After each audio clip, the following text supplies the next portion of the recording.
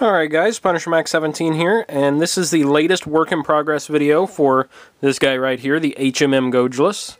As you can see, this is what I got done on him, and I'm actually really happy with it, and he's actually quite a ways along. I know it's been a while since my previous work in progress, but since then I've completed all of the legs, got these spines on his back here, put the caps on, maybe a couple other things here or there, but that's the bulk of it. Really is these legs, actually.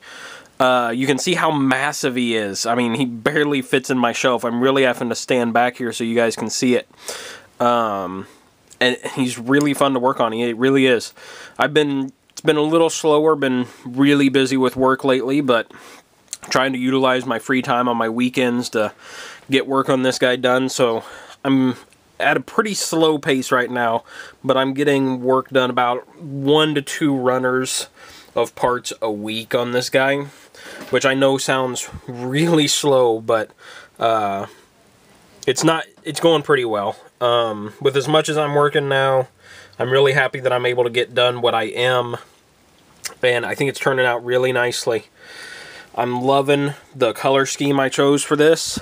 You know, going into it, it was just an idea of these purple colors and the hints of red there, but really happy with it. I absolutely love how the colors are going together and turning out, and I couldn't be happier with that.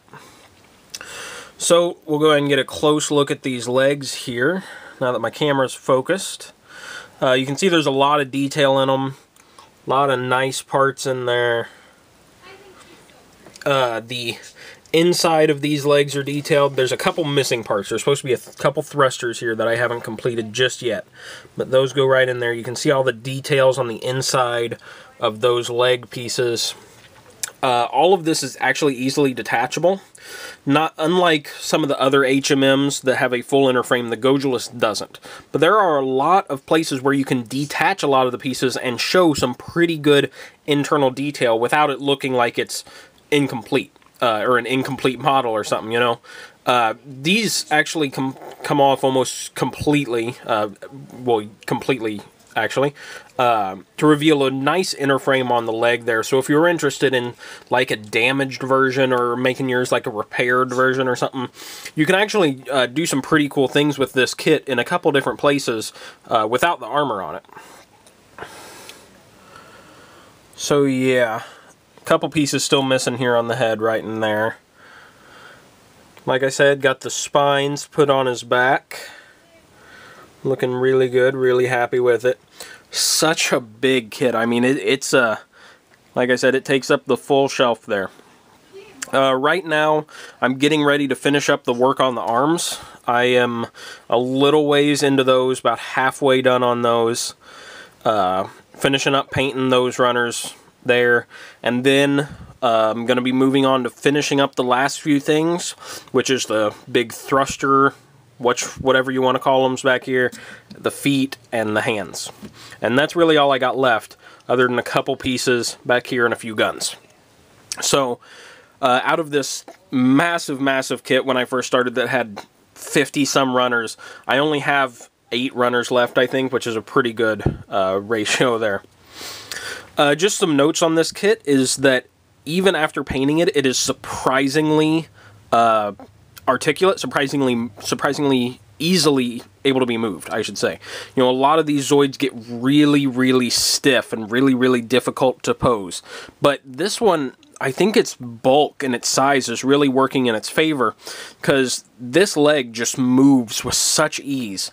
I really didn't expect to be able to pose this leg for nothing, but you can get it all over the place, no problem. And I mean, all these parts are coated in paint, coated in top coat, all that stuff. But it moves as easy as any piece, you know, that's unpainted ever would.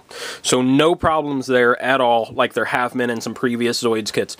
This tail moves extremely well. I was also worried about that, but the connection mechanisms on it make it move very easily.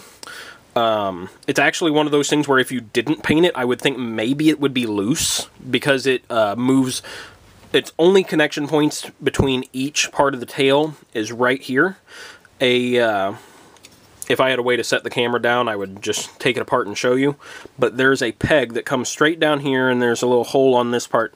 And it just snaps in so that it can turn from side to side. And then, if you can see under the tail here, there's some pistons where it can move up and down as this piece pivots up and down. But because of those, that's only being a one connection point, it actually moves with a lot of fluidity there. Very nice movement out of that. Very nice movement out of the base of the tail.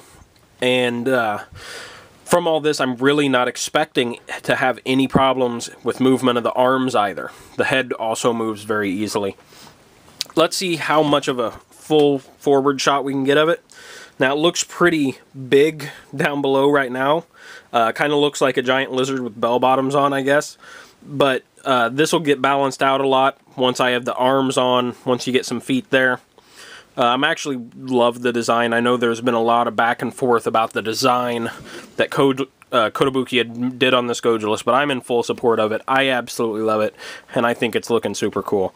So, I really just wanted to touch base with you guys about how far I was getting on this, and to let you guys know that I hadn't abandoned it or anything, and that I am still getting work done on it. So, if you have any questions or comments, leave them down below, and I'll try to get back to you as soon as I can. Thanks for watching, guys. I'll see you next time.